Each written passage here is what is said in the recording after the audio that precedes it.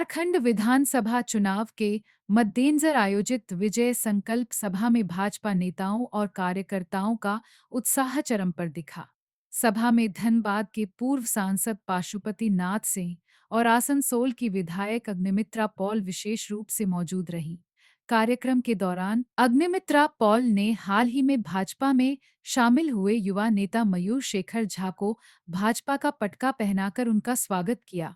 मयूर शेखर झा ने कांग्रेस पार्टी पर निशाना साधते हुए कहा कि पार्टी ने धनबाद विधानसभा क्षेत्र में एक ऐसे प्रत्याशी को टिकट दिया है जो पिछले 10 वर्षों से क्षेत्र में सक्रिय नहीं है। इसे उन्होंने धनबाद के मतदाताओं के साथ विश्वासघात बताया। उन्होंने जनता से अपील की कि वे ऐसे नेताओं को नकारें और भाजपा को भारी बहुमत से विजयी बनाएं। सभा के दौरान भाजपा नेताओं ने विकास, रोजगार और क्षेत्रीय मुद्दों पर अपने संकल्प दोहराए। केंद्रीय मंत्री चिराग पासवान ने भी अपने संबोधन में धनबाद के विकास के लिए भाजपा को समर्थन देने की अपील की। विजय संकल्प सभा में उमड़ी भारी भीड़ ने भाजपा खेमे का मनोबल बढ़ा दिया है। पार्टी ने दावा किया है कि धनबाद समेत झारखंड की सभी सीटों पर जीत दर्ज कर विकास को नई दिशा दी जाएगी। धनबाद के प्रति कांग्रेस का रवैया पिछले 10 साल से बहुत ही नकारात्मक रहा है।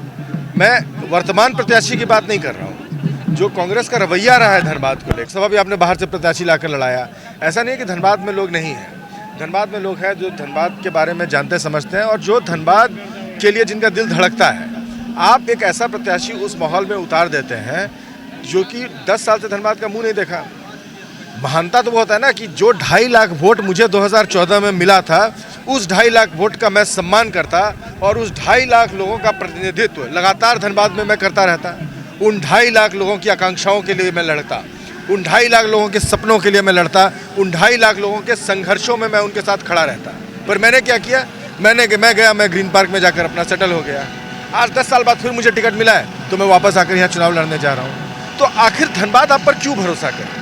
बाबूलाल मरांडी जी ने कहा कि तुम जो एक विकसित धनबाद की बात कर रहे हो, जो तुम एक मैनिफेस्टो लेकर चल रहे हो, तुम देखो कि बीजेपी के एजेंडा में वो है कि नहीं है। और उसके बाद लगातार वो मेरे से संपर्क में रहे थे और आज मुझे लगता है कि कहीं ना कहीं जो एक बेहतर धनबाद की परिकल्पना मैं लेकर चल रहा हूँ, तो एक बेहतर झारखंड की परिकल्पना अगर कोई लेकर चल रहा है झारखंड की राजनीति में तो वो बाबूलाल मरांडी है। उन्होंने मुझे बताया, कई बात लोगों को पता नहीं होगा, उन्होंने मुझे बताया कि जब 2000 में वो मुख्यमंत्री थे तो उन्होंने जो जनजातीय समाज है, जनजातीय समाज के एस्पिरेशन के लिए काम किया था। आज आप क्या करते हैं? आज आप बात कर रहे हैं 500 साल पहले की। आज आप जो है वो संस्कृति बचाने के नाम पर, जल जंगल जमीन के नाम पर आप कर क्या रहे हैं? आप उनके अधिकारों का हनन कर रहे हैं, आप उनकी आर्थिक उन्नति में बाधा पैदा कर रहे हैं। और जब बाबूलाल मरांडी यहाँ के मुख्यमंत्री थे तो बाबूलाल मरांडी ने क्या किया था? बाबूलाल मरांडी ने ट्रेनिंग करके जनजातीय बच्चों को पायलट बनाया था। तो एक विजन की बात होती है। यहाँ को जनजातीय समाज का हितैषी बताते हैं, उन लोगों ने झारखंड के जनजातीय समाज को विकास से वंचित रखा है।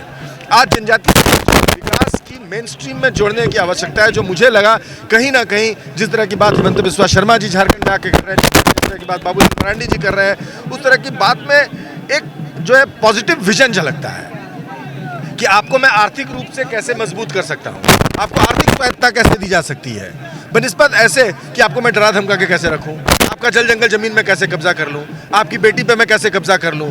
जो बेटी माटी रोटी बचाने की लड़ाई है, उस लड़ाई में मैं आदरणीय नरेंद्र मोदी जी के विजन के साथ और एक बेहतर झारखंड की जो बाबूलाल मरांडी जी की परिकल्पना के साथ है, इस परिकल्पना को साथ लेकर इनके साथ जुड़ा हूँ। भ्रष्टाचार का मुद्दा है बीजेपी के लिए, लेकिन सेंट्रल फोर्स तो आपकी बॉर्डर पे है, फिर भी घुसपैठी का मुद्दा एकदम। देखिए, ये बहुत ही गंभीर मुद्दा है। घुसपैठियों का मुद्दा है ना, वो एक फोर्स का मुद्दा नहीं होता है।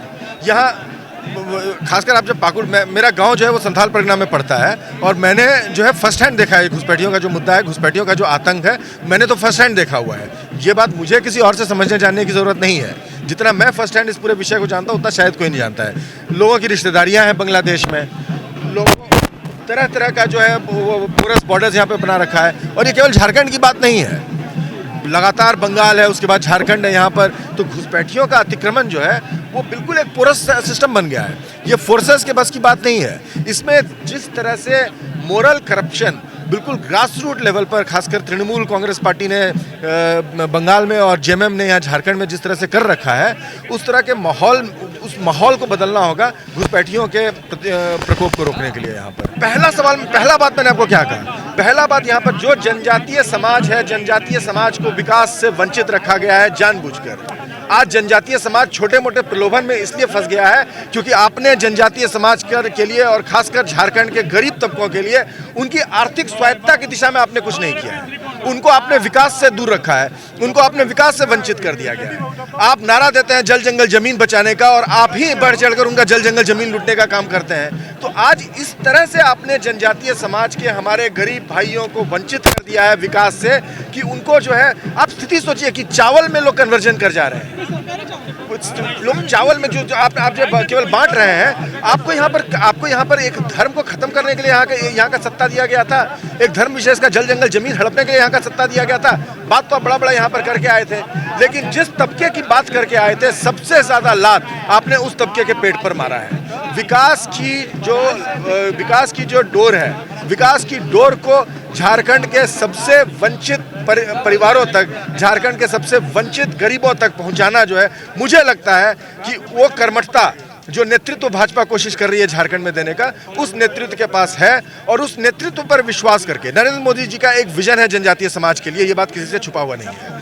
आज कोई तो कारण है ना कि मध्य प्रदेश का जनजातीय समाज जो है भारतीय जनता पार्टी को अपना रहा है, छत्तीसगढ़ का जनजातीय समाज भारतीय जनता पार्टी को अपना रहा है, उड़ीसा का जनजातीय समाज भारतीय जनता पार्टी को अपना रहा है। शायद 2019 में कोई कमी रह गई होगी और झारखंड के जनजातीय समाज ने कुछ लुटेरे तत्वों पर भरोसा कर लिया, पर मुझे पूरा विश्वास है कि बाकी राज्यों के तरह ही इस बार झारखंड का जनजातीय समाज जो है वो ठगा नहीं जाएगा। और माननीय नरेंद्र मोदी जी का जो विजन है, माननीय नरेंद्र मोदी जी का जो इस समाज के लिए प्लान है, और इस समाज को अगर राजनीतिक तौर पर सशक्त करने का प्रयास, पहला पुख्ता प्रयास किया गया है आज़ाद भारत में, तो वो इस समाज से देश की राष्ट्रपति बनाने का काम किया गया है। भैया सम्मान योजना को कैसे देख रहे हैं आप?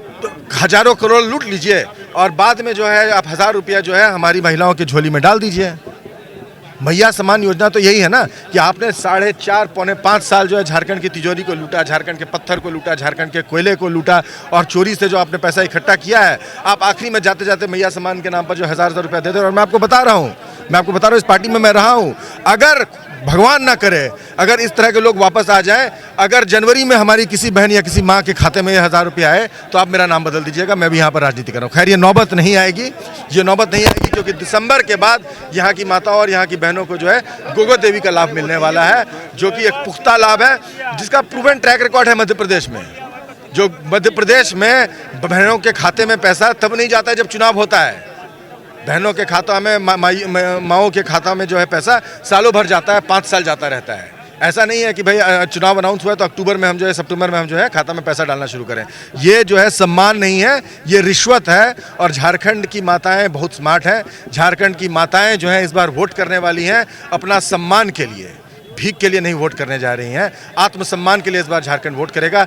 झारखंड इस बार बेटी रोटी माटी के बचाव के लिए वोट करेगा।